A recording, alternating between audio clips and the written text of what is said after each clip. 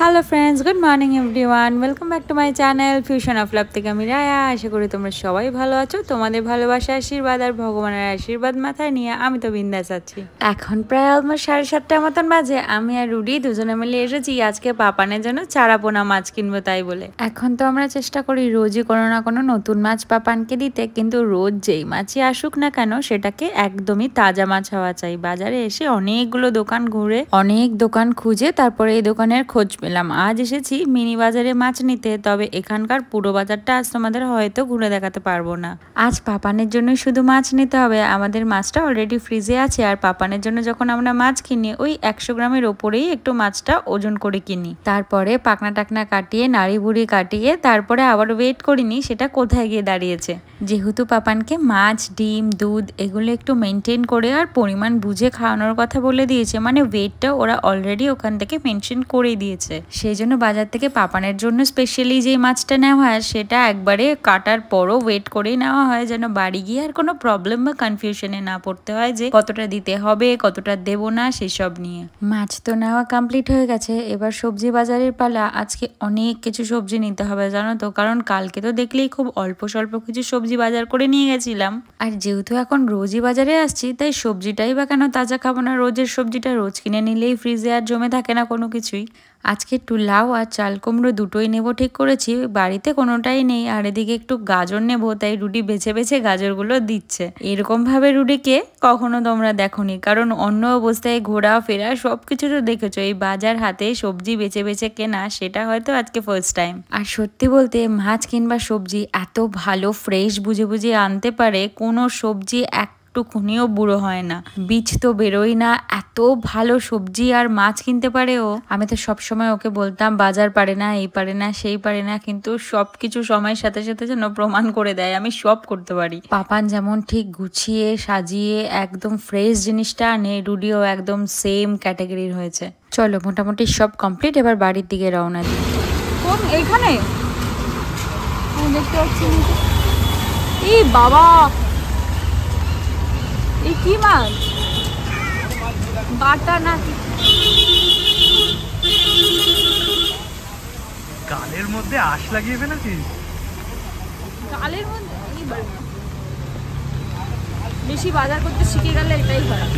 চল হ্যাঁ, চল চল চল।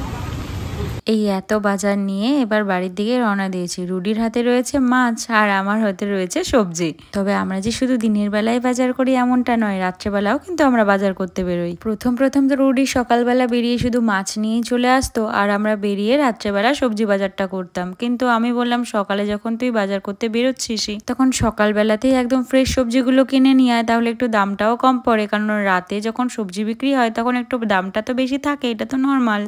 তবে রাতে একটা সবজি দাদা অলরেডি আমাদের ধরা আছে, দাদাটা এত ভালো ফ্রেশ সবজি বিক্রি করে, আমরা রাতে যদি বাজার করব এটা ঠিক করি ওনার থেকেই নিই। আর সত্যি বলতে আমরা প্রত্যেক দিন যখনই সকালে বাজার করতে বেরোই বাইরে বেরিয়ে দেখি ধুমধুমার বৃষ্টি, প্রতিদিন ভাবে গাড়ি নিয়ে বাজারে যাব সেটা আর আমাদের হয় না। ওই ছাতা মাথায় হেঁটে হেঁটে বাজারে যেতে হয়, আর ওই ভারী ভারী বাজার নিয়ে হেঁটে হেঁটে বাড়ি আসতে হয়। ভগবান বোধহয় চায় আমরা সকালবেলাটা দুজনে একসাথে বেরিয়ে একটু অনেকটা সময় কাটাই, তাই মনে হয় রোজ বৃষ্টির এই ব্যাপারটা করিয়ে দেয় নিজে থেকেই, তাতে আমরা একটু বেশি সময় কাটাতে পারবো, এটাই হয়তো তিনি চান। আর এই রুডি এখানে একটু ব্রাউন ব্রেড, দুধ আর আজকে একটু ডিম নিচ্ছে এখান থেকে। জাস্ট বাজারপত্র করে নিয়ে ঢুকলাম, তবে আমাদের একটা প্রবলেম কি, আমরা ব্যাগ না নিয়ে চলে গেছি। আর আজকে মোটামুটি অনেক সবজি জাতীয় নিয়ে এসছি, যা যা নেসেসারি নিয়ে আসা। ছিঁড়ে গেছে ভাবছি। কোনটা? বিলসের প্যাকেট। চল, অসুবিধা হবে না।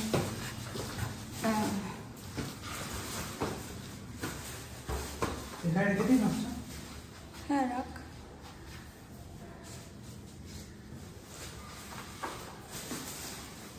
সর একটু দয়া করে।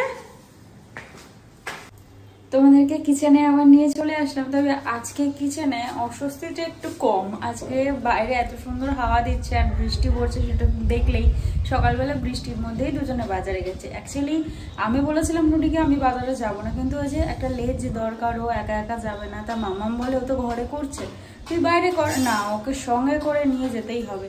আমি বললাম তুই যা, আমি পরে আমি আজকে আর যাবো না। না, সেটা হবে না। বিকেলে কালকে আমি যাইনি দেখে ও বাজারেই গেল না বা কিছু আনলোই না, মানে ওর ব্যাপারটা হচ্ছে সকালেও মাছ বাজার করবে আর বিকেলে বেরিয়ে একটু সবজি বাজার করবে, কারণ এখানে আসলে তো আমি বেসিক্যালি বিকেলে বেরোতাম, সেটা তো আর হচ্ছে না, তাই জন্য ওই বাজারের ছুতোতে একটু বেরোনো যায়। তো এখন সকালে চলছে ব্রেকফাস্ট, পাপানের অলরেডি খাওয়া হয়ে গেছে, পাপানকে বানিয়ে দিয়েছিলাম এই যে ব্রেড শেকা রয়েছে, ব্রাউন ব্রেড, এখন ব্রাউন ব্রেড ছাড়া তো খাওয়া হয় না, আজকে প্রত্যেকদিন রুটি খাই দেখে আজকে ব্রেড করে দিয়েছিলাম। আর এই যে চাল কুমড়ো নয়, লাউ, তারা তো আবার জ্যৈষ্ঠ মাসে খাবে না, তো লাউ খাবে না, তো আষাঢ় মাস পড়ায় এই লাউ নিয়ে আসলে, আগে জিজ্ঞেস করেছে আষাঢ় মাস পড়েছে তো। আর এখানে এই যে ডিমের পোচ হয়েছে একটা, মামামের জন্য হবে ডিমের অমলেট, আর দাদু বলছে, আর পাপানের জন্য এই ডাবল টোনের দুধ আসে, ডাইট যে দুধগুলো একদম নুনি ছাড়া একদম হালকা হয় সেই দুধ, সেই দুধের যে ছানা করে রাখা হয়েছে অলরেডি, এখনো ছানাটা মোটামুটি পাপানের হাতে পৌঁছায়নি, কারণ সকালে ব্রেকফাস্ট করেছে, তারপর মিড যে স্ন্যাক্সটা থাকে সেটা পাপানকে দেওয়া হবে, মিড মর্নিং যে ফুডটা থাকে সেটাতে ছানা দেওয়া হবে। আর আজকে তো দুধের পার্ট নেই, আর মাছ নিয়ে এসছে দেখলেই সেই আজকে দেওয়া হবে, তো সেই জন্য আজকে ছানাটা প্রেফার, মানে পাপানকে তো জানো ওরকমভাবেই দেওয়া হয়, হয় ছানা না হলে ডিম, তো ডিমের থেকে সে ছানাটাই ভালোবাসে খেতে, তাই জন্য আমরা ডিমটা দিই না, ছানাটাই দিই। আর এই চলছে এখন রান্না বান্নার পর্ব, তারপরে দুপুরেরটা বসবে, কারণ পাপানকে 1:45-র মধ্যে খাবার দিতে হয়, কারণ 1:45 থেকে 2টোর মধ্যে হসপিটালেও খাবার দিত, তো সেই হিসাবেই আমরা মেনটেন করি আর কি। চলুক সব কিছু।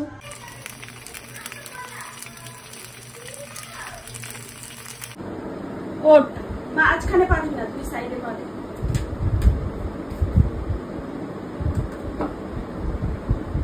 ওই ঘড়িটাকে কি করবি তুই এবার?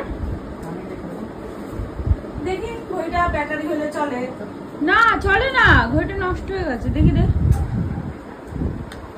এই ঘড়িটা আমরা কতবার ব্যাটারি লাগিয়েছি আর কতবার নষ্ট হয়ে গেছে। হ্যাঁ, এত দুদিনও চলে না ঘড়িটা, আরেকটা ঘড়ি কিনতে হবে। ও না না, কিনতে হবে না, ওই মেশিনটা ঠিক করে এলে, আমাদের হয়েছিল না, পাপার মেশিনটা ঠিক করে এনেছে। কোন মেশিন? এটার ভেতরে মেশিন? হ্যাঁ। ঠিক হয়? হ্যাঁ, এইটা ঠিক করে নিয়ে এসছে, তো এখন তো কি সুন্দর চলছে আমাদের ঘড়ি। তাই কই রাখবি তুই এটা? যে সবকিছু এই না না, এখানটা এখন মুছবো এই এর ভেতরে তুই মুছবি, ভেতরে মুছবি বল না। রুটির ভেতরে তোর একটা খাজানা আছে, সেটা সবাইকে দেখালি না তো। কি খাজানা? কি খাজানা আছে?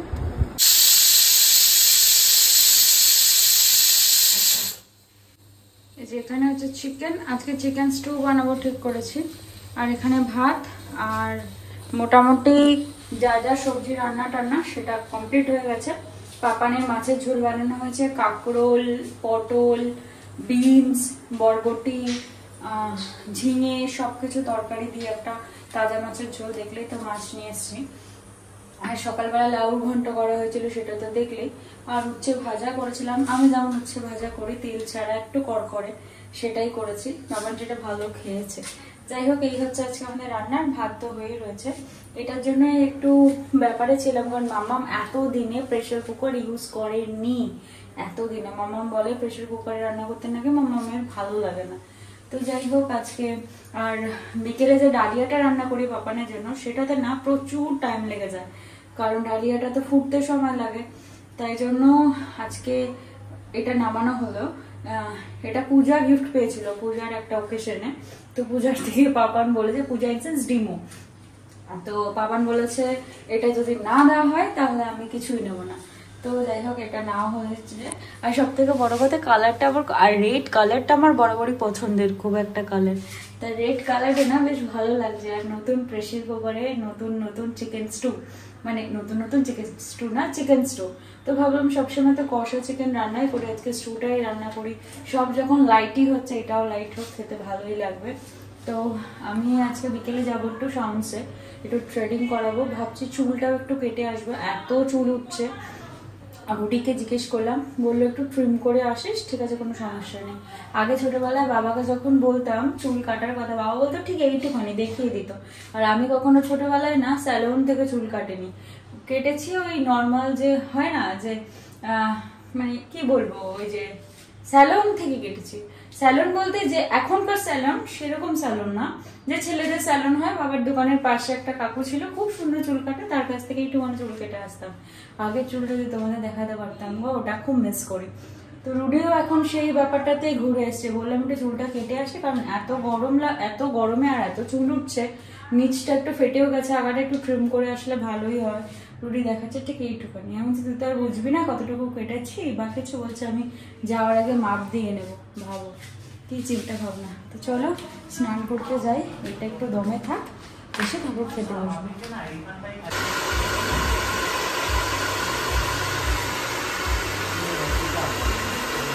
এখন প্রায় অলমোস্ট 9:30 মতন বাজে। আজকে অনেক দিন পর সময় বের করে একটু আসতে পেরেছি সাউন্ডসে। বিশ্বাস করো, কবের থেকে যে ওয়েট করছি, আজ আসবো, কাল আসবো, পরশু আসবো, এই বিভিন্ন রকম কাজের চাপে আর হয়েই উঠছিল না। আজকে ফাইনালি রুডি বললো না তুই যা, খুব অদ্ভুত লাগছে তোকে দেখতে।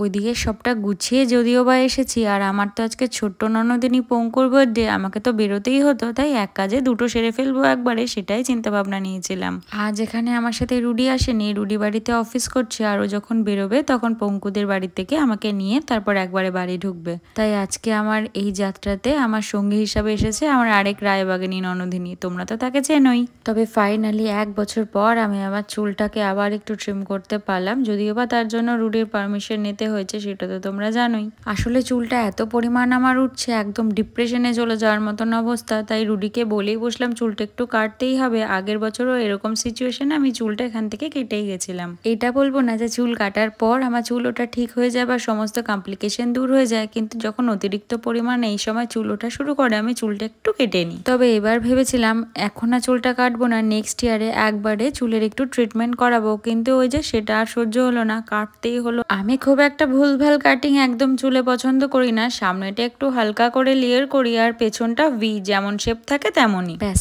এই যে আমার ফাইনাল লুক কমপ্লিট। আর ইনি হচ্ছে আমার হেয়ার স্টাইলিস্ট। আমি এই দাদাকে ছাড়া একদম চুল কাটতে পছন্দ করি না। এই দাদার হাতের হেয়ার কাটিং বিশ্বাস করো, ট্রাস্ট মি, কিছু বলার নেই। পঙ্কু আজকে তোর হ্যাপি বার্থডে ছিল, টাকা এদিকে টাকা, এদিকে টাকা,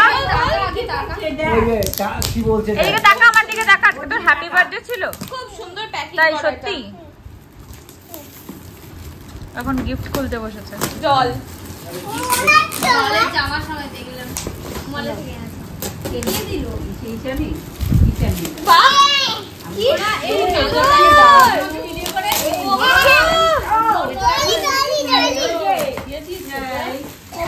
একটু ডলটা দেখা, এদিক ঘুরিয়ে দেখা, পঙ্কু ডলটা দেখা, কত সুন্দর দেখি দাঁড়া দে কে দেখে দিস।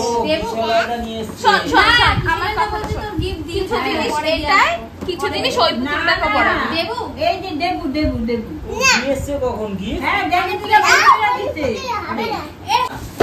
ওপো না, ওপো দিতে ওই যে বই খাতা। এটা কি কপি? ও পাইনিয়ারের কপি, এটা 25 শেডস এর কালার। আমি কালকে দেখেছিলাম বড়টা ডোমসের, কিন্তু সেমটাই আছে ওর বড়টা আমি ডোমসেরই আনতেছিলাম, ভাগ্যিস প্রোটিনে ও ড্রুমসের হবে না, আমি রেখে দিয়েছি। তাই কিসের কিনেছিল? ক্যামেলের? হ্যাঁ না ক্যামেলের না, কি জানি ওদের ড্রয়িং এর স্কুলে যেটা করা পাও দিয়েছে ক্যামেলের।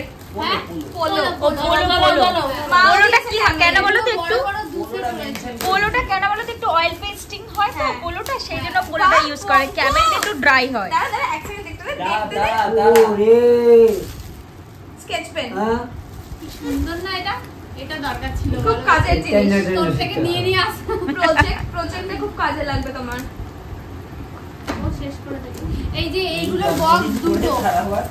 হেভি সুন্দর, এগুলো তোমার আগামী এটা কাজে ক্যামেল, লাগিয়ে দিই। আমি প্রচুর ক্যামেল ইউজ করেছি আমি যখন করেছি। ক্যামেল আমাদের টাইমে ক্যামেলই ছিল। হ্যাঁ না না পোলো এই ছিল। ক্যামেলেরটা লাগে। পোলোটা কি বলো তো, হ্যাঁ অয়েলিং এর জন্য। ক্যামেল ড্রাই বলে ফেললাম 3 বলে ফেললাম। হয়ে গেছে। পঙ্কু 1 2 3 এবার মুখে শেষ। পঙ্কু মুখে শেষ। পঙ্কু দাঁড়া দাঁড়া মুখেরটা তুমি আ করে দেখিয়ে দাও শেষ হয়েছে কিনা, একটু আ করে দেখাও দেখি। না এখনো শেষ হয়নি, ফিনিশ হয়নি। এই ফিনিশ হয়ে গেছে, এবার নিনো নিনো মুখে। এটা খুব ভালো জিনিস ছোটমণি। হ্যাঁ দিদি আমাকে দেখো। আমি দেখি খোলার পর পঙ্কু তো গিফটটা নিয়ে নিল, কিন্তু দিদি এবার কিন্তু আর দেবে না, এটা নিয়ে চলে যাবে। শোন দিদিয়ার ঘরে একটা আছে না, দিদিয়ার ঘরে একটা আছে না, দিদিয়ার নতুন অফিস এটা নিয়ে যাব। দিদিয়ার নতুন একটা কিনেছে, শোন না, দিদি একটা নতুন কিনেছে না, নে আরে দিয়ে দিয়েছে পর পর যদি না পড়িস আমি নিয়ে চলে যাচ্ছি। না দিয়ে দিয়েছে। তুই কান্না করবি? ওটা খায় না, মুখে দেয় না, ওটা মুখে দেয় না। তুই কান্না করবি? মা বার কর। আগে দিয়ে দেখা, ওটা দিয়ে দেবে। আমার যেন এখন এইসব না আর বয়স আছে। হ্যাঁ হ্যাঁ হ্যাঁ আয় বটলটা নিয়ে আয় এখানে, দেখি বটলটা তোর গলায় কি সুন্দর লাগছে। আয় এটা পর সুন্দর করে পর। এবার আমার কোলে আয়। কালকে নতুন ওয়াটার বটলটা দিয়ে ওকে পাঠিয়ে দিও। সুন্দর লাগছে না বটলটা নিয়ে? ভালো লাগছে না তোকে? ক্যাডবেরিটাতে খেয়ে নিবি? কেন? এরম ভাবে কে ক্যাডবেরি খায়?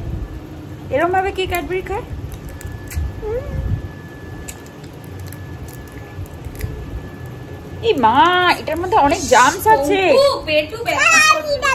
না পিছনের দেখেছিস না, পিছনের একটা পেট ব্যথা হয়েছে। এইমাত্র ভাত খেয়েছো, এটা খায় না পঙ্কু। এইমাত্র ভাত পঙ্কু তোমার বারবি গিফটটা একটু দেখিয়ে দাও তো এখানে। বারবিটা একটু দেখিয়ে দাও সুন্দর করে সবাইকে। আসো একটু বারবিটা দেখো, তোমার বারবিটা একটু দেখো না। বারবিটা বিকেল থেকে কটা যে খেলো টফি, বারবিটা একটু সবাইকে দেখা। তো ফুটো হয়ে যাবে, আমার তো ভালো লাগছে না। দেখো বারবিটা একটু, বারবিটা এটা কার বারবি? এটা কি কি আছে একটু তুমি বলে দাও তো, তোমার বারবিতে কি কি আছে একটু বলো। কি কি আছে একটু বলে দাও এখানে, দেখি বলো। মুকুট না, ক্রাউন বলো। ক্রাউন আছে তো। হ্যাঁ আর হ্যাঁ তারপরে ক্লিপ গুলো বলো, কত সুন্দর নদীর হাড়ও আছে। ক্লিপ গুলো দেখেছো? ক্লিপগুলো দেখাও। এই ক্লিপগুলো তো তুমিও পড়তে পারবে পঙ্কু। দেখেছিস কত বড় জুতোটা, কত বড় হিল দেখেছিস? চুল আসানোর ব্যাগ। আর কি আছে? স্টিলেটোস বল, স্টিলেটোস। এইদিকে ঘুরে বলো, এইদিকে ঘুরে এরকম দেখাতে বলো। স্টিলেটোস বল, স্টিলেটোস। কি আছে এটা? এটা ফোন। আচ্ছা আর এটা কম, এটা মিরর। আর জুতো দেখেছো কতগুলো জুতো, একটা ব্লু জুতো।